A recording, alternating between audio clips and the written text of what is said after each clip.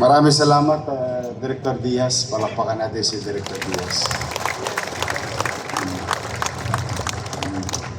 Kaya kayo huwag kayong kukuha ng sambagay pagkatapos yung pagsawahan, pababayaan nyo na.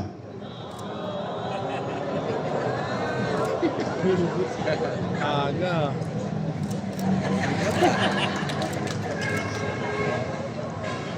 Well, anyway, congratulations to our Veterinary Inspection Board for keeping our city safe with the possibility of our people getting infected with rabies. Keep it up. Ha? Mag-iingat kayo. Baka kayo makagat ng ulol. Anyway, good morning. Magandang umaga sa inyong lahat. Mga kababayan ko, mga kapwa ko lingkod bayan. Jess. Another Monday.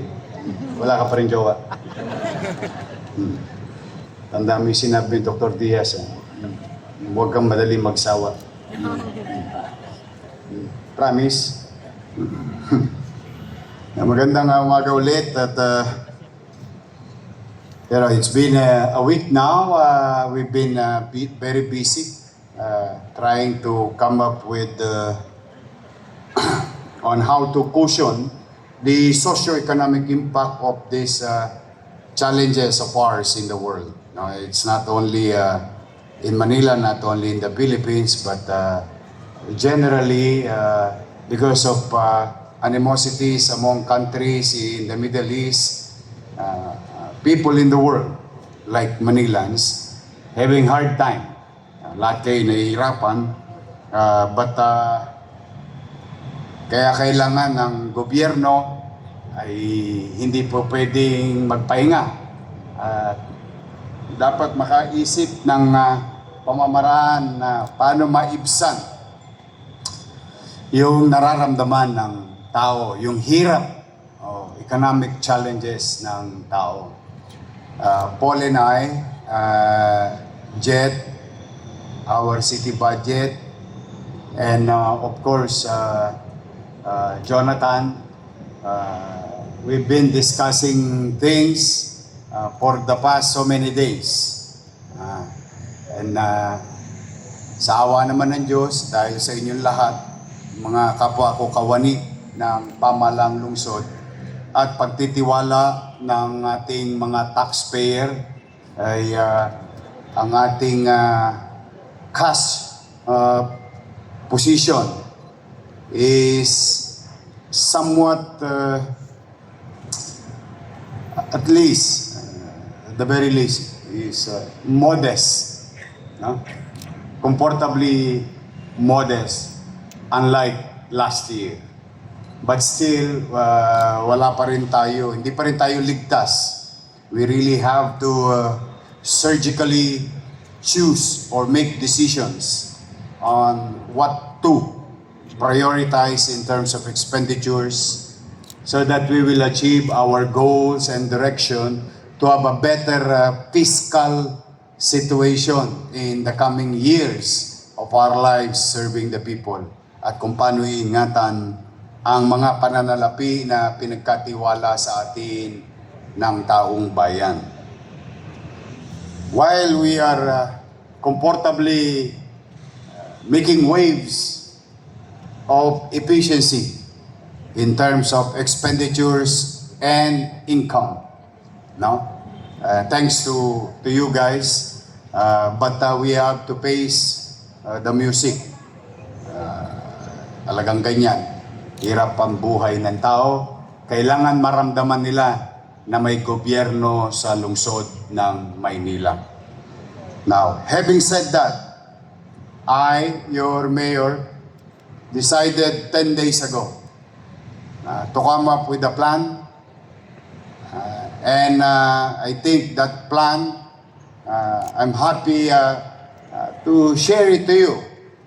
our things that we're going to do to pumping the prime or stimulating pump priming. They call it pump priming in mga magagaling na ekonomista.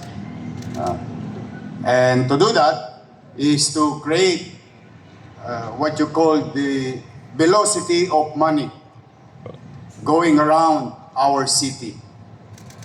And tangible, tangan-tangan ng mamamayan.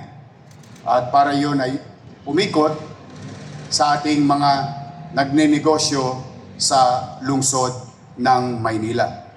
You help your people cushioning the socio-economic impact and stimulating transaction sa mga nagnenegosyo sa lungsod. It may be a simple term to some, but without money, it's just a dream. Ano lang yun? A textbook. But I am really happy to inform you, each and every one of you and your family, and to the people of Manila. Today, the start of pumping the prime, or pump priming of our local economy in the city of Manila. And starting today, we will release to stimulate, to augment, to cushion our situation in the city of Manila, amounting to 1.7 billion pesos. Ito po ay mga bagay na tustusin natin sa darating na mga panahon, obligasyon na darating pa sa mga ibang linggo. But this time is the right time to release it early so that kahit papano hawak na ng tao, hawak na ng mga barangayan. To my beloved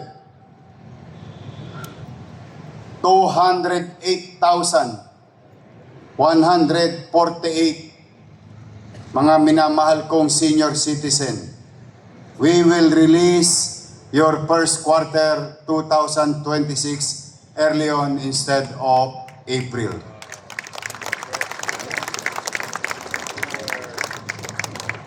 To the solo parent, 17,149.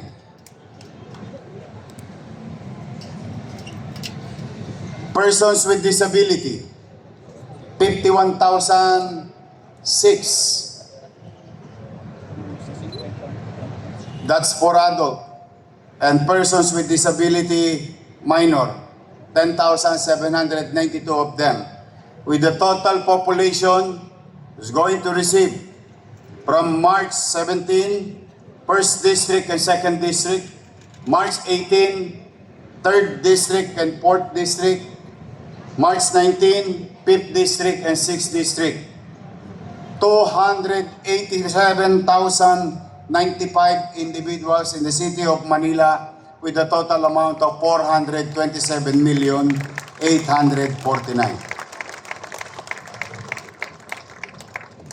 To our barangays, 896 barangay. Usually, they will receive this by April, 5 days after the first quarter.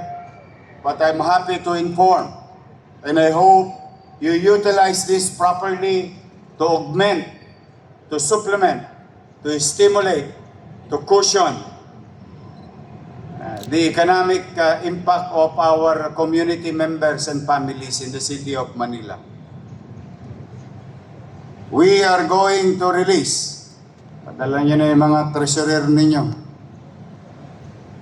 the real property tax of November 2025 to December 2025, including collection derived from 2025 advance payment for 2026 amounting to 1,068,671,000.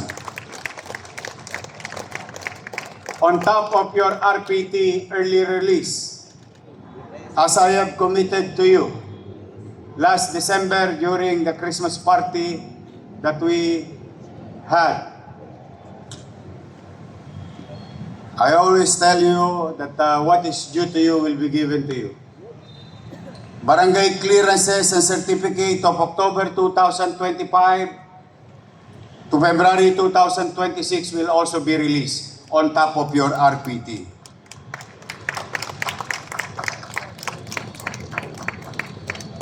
To our students, shout out mga taga UDM.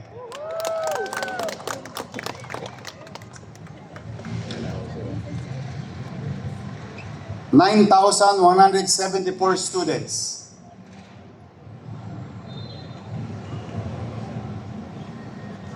To Pamantasan Lungsod ng Maynila, students 7,869 with a total of 17,043. No? For release on March 16 to March 19. Pelma, maganda na kayo. I hope itong ating mga mag-aral, kahit pa paano, may mabubunot sila para sa pamasahe man lang at baon. With total amount of 51,129,000.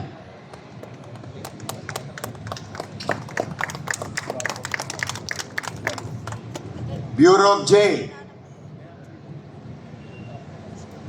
425. To our beloved public school teachers, with 11,490 of them. To Manila Police District, 4,510 of them, with a total of 16,425. Yung allowance ninyong January to March, makukuha nyo na amounting to 103,289,834. Start of release, March 16 to 19. To our hospital ng Sampaloc, 327 of them. Santa Ana Hospital, 685. Jose Abad Santos General Hospital, 697. Gat Andres Bonifacio Hospital, 764. Hospital ng Maynila, 1,261. Hospital ng Tondo, 282. Manila Health Department, 2,479. With a total of 6,495 individuals, your PhilHealth sharing will be released from January to March of this year, amounting to 71 million pesos. This includes JO and COS. To our senior high school students and Bureau of Fire, we're just awaiting for your payroll, and some of it arrived today. You will receive your January to March. Same thing with Bureau of Fire, amounting to 12,494,376. The total individuals, direct individuals,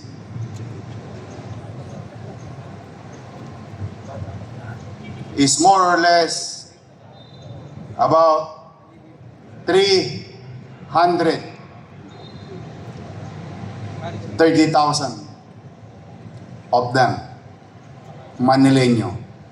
That is amounting to about 30% of our, 1.5%. 15% of our population. And most of these are the head of the family. That may, what you call trickling down effect. So this is the share of the city to our people. Maramdaman nila na ipinagmamalasakit at nauunawaan sila ng pamahalang lungsod ng Maynila. Now, with the barangay, with the 1,068,000,000, I hope you utilize this money effectively on the same direction of the city government. Augmentation, stimulant, or anything that can create what you call the buying power of a person. If we can raise the buying capacity or buying power, purchasing power of our community, then the businesses will benefit from it, then jobs will be protected, and the economy is continue to evolve, or what you call the velocity of money effect. So, muli sa inyong lahat, mga kapwa ko kawani, nandito po ang ating isa sa mga naghahanap buhay. And I think mga batang Santa Cruz, kilalang kilala nila to. Gusto ko lang pasalamatan ang TKL Steel Corporation with Ms. Janica Chua, AVP Sales and Marketing, Mr. Candid Capistrano, AVP HR Admin. Sila po ay magdo-donate ng 2 bagong ambulansya. Thank you very much, ma'am. Basa sana kayo ng ulan. Again, with the announcement, sana po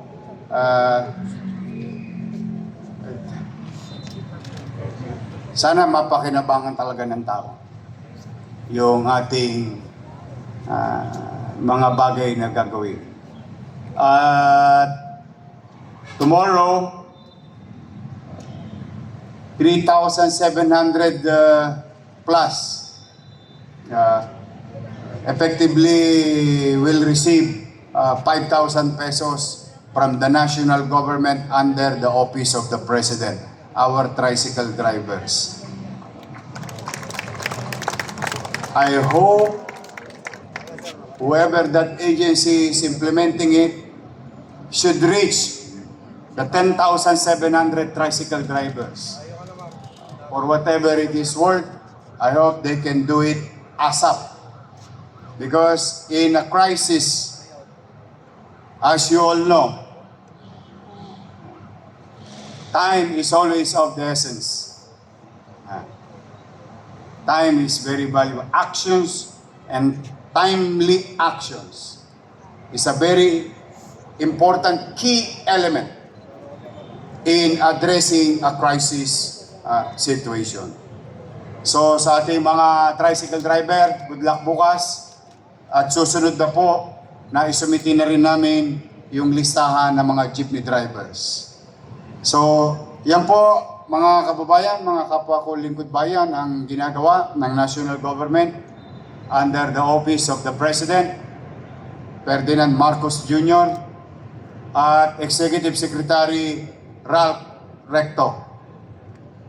Yang financial assistance sa transport group. But tayo naman,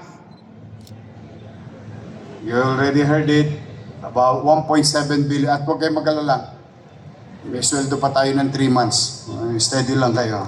Huwag kayong kabahan. Di ba, Paul? Ma-i-speak ka rito, Paul, pagka wala magpasweldo. Now, third, I would like to recognize the following group of people. The champion, District 2 Basketball Chairman Team, Coach Nano Reyes and team members. Asan sila? Congratulations. Champion kayo ng basketball. Ito po yung nakarang sports fest done by Liga ng Barangay. District 5, basketball Kagawad team, Coach Rara Lopez and team members. District 4, volleyball men's team, Coach Jeffrey Cortez and team members. District 5, volleyball women's team, Coach Kagawad Cesar Bactol. Assistant Coach Trainer PB Nathan Relion and team members. Congratulations, palakpakan natin yung mga nag-champion sa ating paliga ng Liga ng Barangay sa lungsod ng Maynila. So, muli, mga kababayan, isa na namang linggo ng paglilingkod. At least 4 days lang. Happy ba kayo? 4 days lang? Ha? Parang gusto nyo nang umuwi. I'm happy for you. You know, in an extended hour of work, you save 1 trip of the week. That may cost money, whether it is gasoline or pamasahe. And second, 2 meals. You don't have to buy on a Friday outside of your household. Kung anong ulam sa bahay, yun na rin ang inyong kakainin. 3, you have more time with your family. Good for you. 4, you can sleep better, rest well, and fully energized on a Monday. Kaya, in a way, as I have been saying to your department head, sometimes you can utilize your adversity in your advantage. These are the challenges of our lives, and we can utilize it in our favor.